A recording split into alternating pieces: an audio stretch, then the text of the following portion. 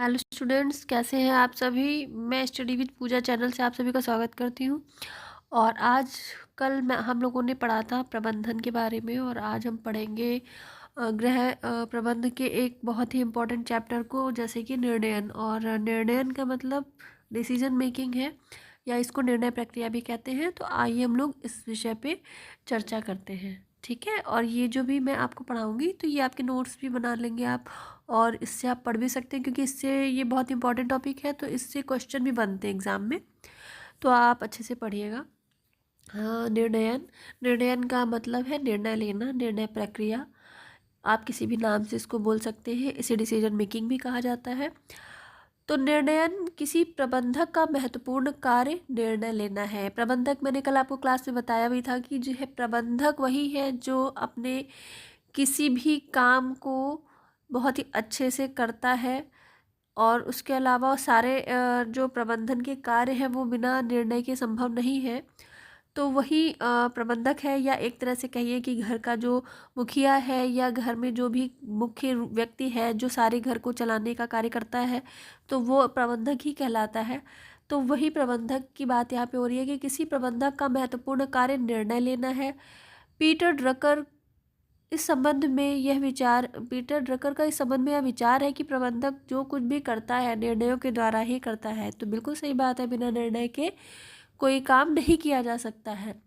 हम जानते हैं कि प्रशासकों को दिन प्रतिदिन अनेक कार्य करने पड़ते हैं। यहाँ पे प्रशासक का मतलब आप ऐसे समझ लीजिए कि जैसे प्रबंधन जो है वो एक प्रशासन का कार्य ही करता है, तो उसी को ही संबोधित किया जा रहा है कि प्रशासक को दिन प्रतिदिन अनेक कार्य करने पड़ते हैं, और इन कार्यों को करने के लिए उसके पास अनेक विकल्प होते हैं।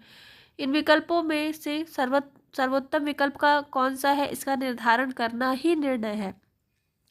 मतलब कि जो भी हमारे विकल्प है, इसका हम जब चयन करेंगे तो वो जो चयन करना है वही निर्णय कहलाता है। टेरी ने भी इस संबंध में कहा है कि प्रशासकों का जीवन ही निर्णय है। टेरी के शब्दों में, यदि प्रशासक की कोई सार्वभौमिक पहचान है तो वह निर्णय लेना है। प्रशासक को अपने निर्णय प्रबंध के कार्यों, नियोजित संगठन, निर्देशन, नियंत्रण आदि के अंतर्गत ही निर्णय लेने पड़ते हैं। दूसरे शब्दों में हम कह सकते हैं कि निर्णय प्रबंध प्रक्रिया में सर्वव्यापक है। देखिए, निर्णय की जो प्रक्रिया ली होती है, या निर्णय जो लिया जाता है, तो इसमें कई चीज़ों का ध्यान रखकर निर्णय लिया जाता है। जैसे कि इसके कार्यों को नियोजित संगठन, मतलब हमें संगठित जो हमारी पास शासन साधन संसाधन है, जो चीज़ें हैं उसको ध्यान में रखते हुए उनको संगठित होकर ही निर्णय ले सकते हैं, जिसमें निर्णय, निर्देशन और नियंत्रण की भी आवश्यकता पड़ती है। तो निर्णय हमारे किसी भी कार्य में बहुत ही महत्वपूर्ण होता है, उसके बिना आगे नहीं बढ़ा जा सकता है। साइमन का यह विचार है कि निर्णय लेना ही प्रशासन है। बहुत उचित प्रतीत होता है कि साइमन के शब्दों से हम सहमत हों या ना हो, परंतु निर्विवाद सत्य यह है कि निर्णय ही प्रशासन का हृदय है। बिल्कुल सही बात है। और प्रशासन में निर्णय निश्चित प्रक्रिया के आधार पर होते हैं। निर्णय की प्रक्रिया की 3 विशेषताएं होती हैं। कोई भी निर्णय लक्ष्योन्मुख होता है। बिल्कुल, कोई भी निर्णय का मतलब ही यही है कि निर्णय इसलिए लिया गया है कि उसका एक लक्ष्य है। निर्णय सामान्यतः किसी प्रयोजन या लक्ष्य को पूरा करने के लिए किया जाता है। निर्णय की एक क्रमिक श्रृंखला होती है। कोई भी निर्णय अकेला नहीं होता, वह अपने पहले और बाद के निर्णयों से किसी न किसी रूप से जुड़ा होता है।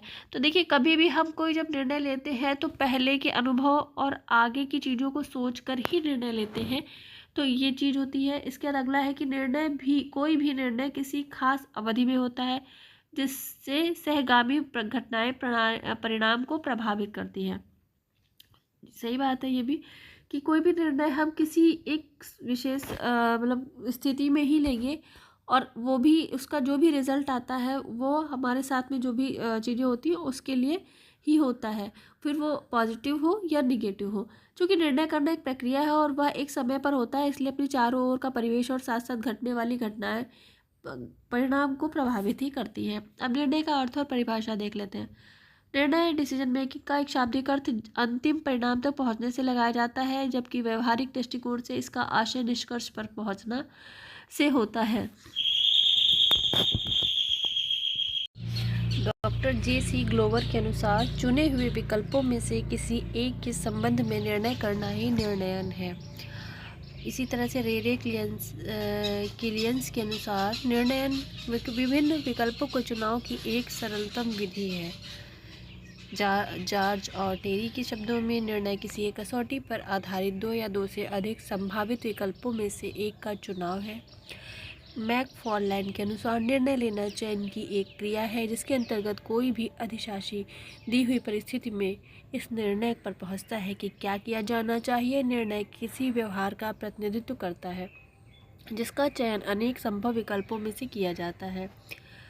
JLS शेकल के अनुसार, निर्णय लेना रचनात्मक मानसिक क्रिया का वह केंद्र बिंदु है जहाँ कार्यपूर्ति के लिए ज्ञान, विचार, भावना तथा कल्पना का संयोग होता है। देखिए, यहाँ पे जितनी भी परिभाषाएं हैं सभी में जो सभी का सार है वो यही है कि निर्णय जो होता है वह किसी कई विकल्पों में से एक का चयन करना होता है और उसी के आधार पे ही आगे के कार्य को किया जाता है। ठीक है, उसके बाद में है ऑर्नेस्ट डेल के अनुसार, इन्होंने जो है प्रशासनिक निर्णय से आशय निर्णयों से है जो कि सदैव ही प्रशासनिक क्रिया जैसे नियोजन, संगठन, कर्मचारियों की भर्ती, निदेशन, नियंत्रण व नवप्रवर्तन तथा प्रतिनिधित्व के दौरान लिए जाते हैं। देखिए, यहाँ पे बात प्रशासनिक नियंत्रण की इससे आ जाती है कि जैसे ये निर्णय किसी ऑफिस में भी जब लिए जाते हैं तो वह प्रशासनिक निर्णयों के अंतर्गत भी आता है, जिसमें कि नियोजन, संगठन, कर्मचारियों की भर्ती, ये सारी प्रक्रियाएं उसमें की जाती हैं। लुडबर्ग ने भी यही कहा है कि प्रशासनिक निर्णय एक प्रक्रिया है जिसमें कि एक व्यक्ति संगठन में दूसरे व्यक्तियों के व्यवहार को प्रभावित करने के लिए एक निर्णय करता है। क्योंकि एक व्यक्ति के निर्णय से दूसरे व्यक्ति को प्रभाव पड़ता है, उससे वो प्रेरणा लेता है, सीखता है, तो इसलिए निर्णय लिया जाता है। फिर उसके बाद में ताकि वे व्यक्ति संगठनों में लक्ष्यों को प्राप्त करने के लिए अपना योगदान दे सके। तो इस प्रकार ये स्पष्ट है कि निर्णय से आशय निर्धारित लक्ष्य की प्राप्ति के लिए उपलब्ध विकल्पों में से श्रेष्ठ विकल्प का चयन करने से है। एक विशेष परिस्थिति में कार्य किया जाए जिसका निर्धारण निर्णय लेने वाले के द्वारा किया जाता है। निर्णय करते समय प्रशासक के सामने एक से अधिक विकल्प होते हैं। निर्णय करना अनेक उपलब्ध विकल्पों में से जागरूक चयन करना है। निर्णय प्रायः नीति, नियम, आदेश अथवा निर्देश के रूप में व्यक्त किए जाते हैं। अतः सामान्यतः निर्णय काफ़ी जटिल और कठिन होते हैं, बल्कि कई निर्णय ऐसे भी होते हैं जिनमें विचार विमर्श करना अधिक जरूरी होता है। कभी कभी ऐसा होता है किसी प्रशासनिक निर्णय में या किसी संस्था में हम कोई कार्य कर रहे हैं, वहाँ के प्रशासन से के द्वारा जब कोई निर्णय लिया जाता है तो उसमें कई लोगों को उसके सहमत और असहमत को भी ध्यान में रख के निर्णय लिया जाता है। तो वो एक व्यापक रूप से होता है और घरों में हम लोग जब निर्णय लेते हैं तो उसमें भी अपने घर के लोगों के बातों को ध्यान में रखते हुए ही निर्णय लेते हैं। तो इसी के साथ मैं अपने इस वीडियो को यहीं पे समाप्त करती हूँ और उम्मीद है कि आपको निर्णय प्रक्रिया समझ में आई होगी और इसके आगे के निर्णय के चरण, निर्णय की विशेषताएं मैं आगे अगली वीडियो में बताऊँगी। और आप लोग मेरे इस वीडियो में आपको अगर कुछ समझ में आया हो तो प्लीज़ इसको लाइक करिएगा, चैनल को सब्सक्राइब करिएगा और बेल बटन को प्रेस कर दीजिएगा जिससे आगे के वीडियो आपको मिलते रहें।